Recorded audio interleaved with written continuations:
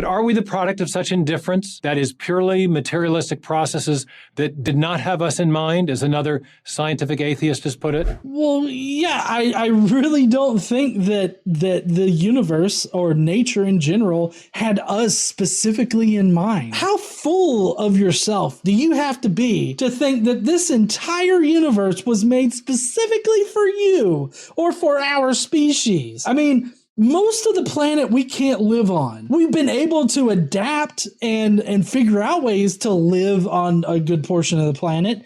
But like, as far as just naturally a human butt naked out in the wilderness, you think that we can live in very many places? No, we can't. I feel like a tardigrade is more adept at surviving in the most unlikely situations and in surviving anywhere. Yes, exactly there, honey. Australia wants to kill you. Everything in Australia wants to kill you. Even the cute little dogs want to slice your throat. They're just too small. You have to understand that it makes you come off sounding rather full of yourself to say that, oh, you mean this universe didn't have us in mind when it created itself, or God created it? What are you talking about? That has to be like the entire story right there, that this entire universe was modeled for us, even though 99.9999% of it is definitely inhospitable to life. We're the only known portion of the universe that supports life. There's probably life out there. We just haven't discovered it yet. It was all about you, hun. This entire world's designed for you. Okay, makes sense. I've come to realize that a lot of apologists out there are so entrenched into their own bias, that they're so entrenched into their own dogmatic beliefs that it literally makes no sense to consider another position. Like to them, it's totally meaningless to think, oh, well, what if God didn't exist? Well, that's just preposterous to think that.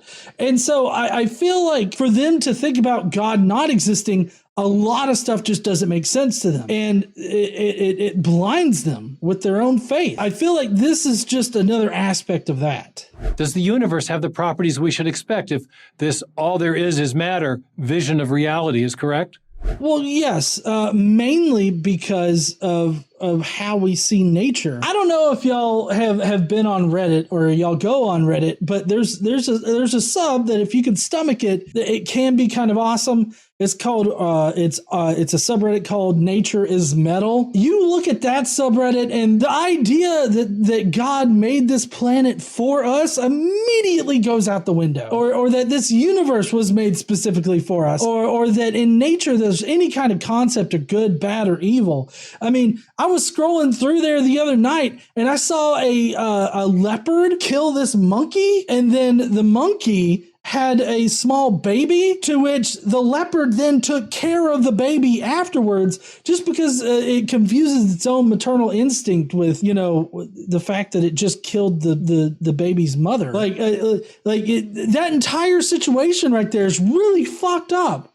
It sounds like it might be a Disney movie, but as soon as that baby monkey is like not twerking that leopard's maternal instinct, it's getting eaten just like the mother did. And that's what Dawkins was talking about, and that's what it means when we say that the universe doesn't give a shit about your feelings. This universe wasn't made for you. This universe doesn't conform to what you want. And apparently 300-year-old vampire Stephen Meyer here can't grasp a world that doesn't care about him. That's not to say that people don't care about Stephen Meyer. I even think 300 years ago, they probably cared about him.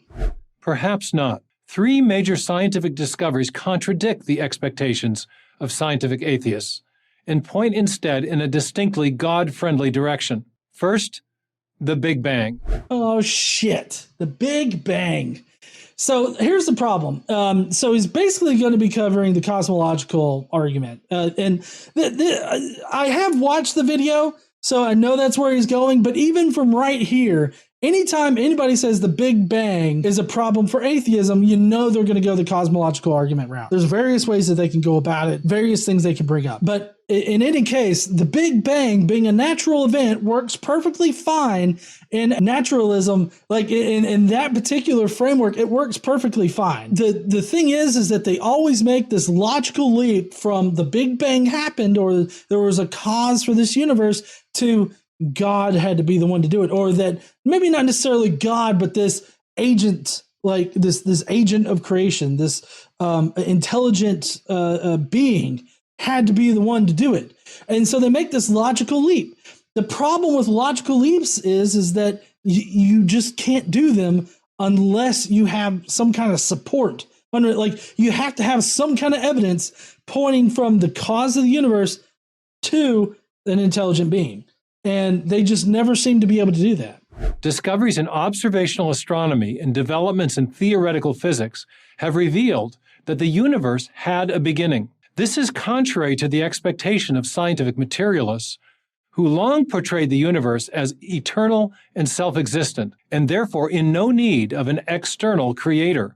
Well, yeah, because prior to the discovery of the Big Bang, or the cosmic microwave background radiation that was discovered that led to the discovery of the Big Bang, we had no reason to think that the universe began. Like since matter and energy cannot be created nor destroyed, it seems like there's some kind of eternal layer to our reality in whatever fashion. And so we found out that our universe started, 14 billion years ago, 13.8. It's a good thing that we were wrong. We are wrong about most things in this reality. And so to actually figure out that we were wrong and correct ourselves is a good thing. But for some reason, they always think that every time that science is wrong and corrects itself, that's apparently a negative thing for science. When in fact, science is specifically designed to do that. So this is not anything special. We've been wrong about plenty of things in the past. He wants to point out how, the Bible says that the universe started, or began to exist. And so therefore, I think he's going to get that here. I'm going to let him get to that point and then I'll explain some shit. This evidence for a beginning has instead confirmed the expectation of theists. Nobel laureate Arno Penzias helped make a key discovery establishing a cosmic beginning. He later observed, "The best data we have are exactly what I would have predicted had I nothing to go on but the first 5 books of Moses and the Bible as a whole." Interesting enough, Arno Penzias was a Jew, but he always had conflicts with religion personally, from what I remember researching today. But the fact is that he was very religiously minded. So it's no surprising that he would connect the beginning of the universe to the Bible or anything like that. So I expect somebody like Arno Penzias to connect the beginning of the universe to the Bible. I just want to pick out exactly what he says here. The best data we have are exactly what we would have predicted if I had nothing to go on but the first 5 books of Moses. Now, he said this in 1978. So for one thing, we've come a long way since the late 70s. We've discovered a lot more about our reality. And so this is really outdated information.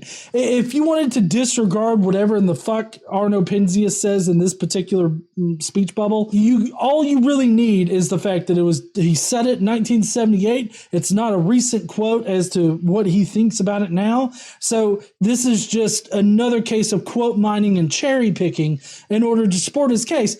Also, I don't care what any one particular scientist says about the beginning of the universe or how it relates to the Bible. I just really don't. It makes no difference to me if fucking Stephen Hawking had come out, been like, God exists and that's all you need to know. Go fuck off and fuck yourself. I'm going to go over here and do whatever the fuck I want. It doesn't matter to me what anybody says personally about what they think about whether or not God exists. I care about what the evidence shows us. I want to get into him saying that if I had nothing to go on but the first 5 books of Moses. Now, if you don't know, the first 5 books of Moses are totally fucking ridiculous. Archaeology has not vetted any particular portion of the Genesis account or any of the other 5 books of Moses, especially not Judges or any of that. There's a lot of things that are ridiculous in the Bible. The ridiculousness can really be summed up in Genesis 1. Here's what we know about the beginning of the universe, okay? Our most likely hypothesis involves quantum scalar fields and them fluctuating in order to produce a massive amount of energy that inflated the universe, right? Near instantaneously, and then it continued to inflate after that. We know for sure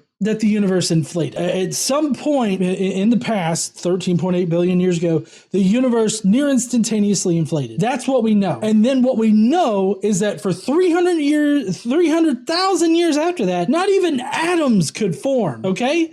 Light could not travel through the universe because it was so hot and dense. So just keep that in mind. No light, no atoms whatsoever, okay? It wasn't until after that point that atoms were able to form, and then eventually stars were able to form and all this other shit, and then planets were able to form. Now listen to Genesis 1. In the beginning, God created the heavens and the earth. Now the earth was formless and empty. Darkness was over the surface of the deep, and the Spirit of God was hovering over the waters. And God said, "Let there be light." And there was light. God saw that the light was good, and he separated the light from the darkness. God called the light day and the darkness night. And there was evening and there was morning, the first day. All right, so that's Genesis 1 through 4. Not only does he have day being used before the sun comes into the equation, but he also has light being magically created. Not only that, but the beginning of the universe, as far as the Bible goes,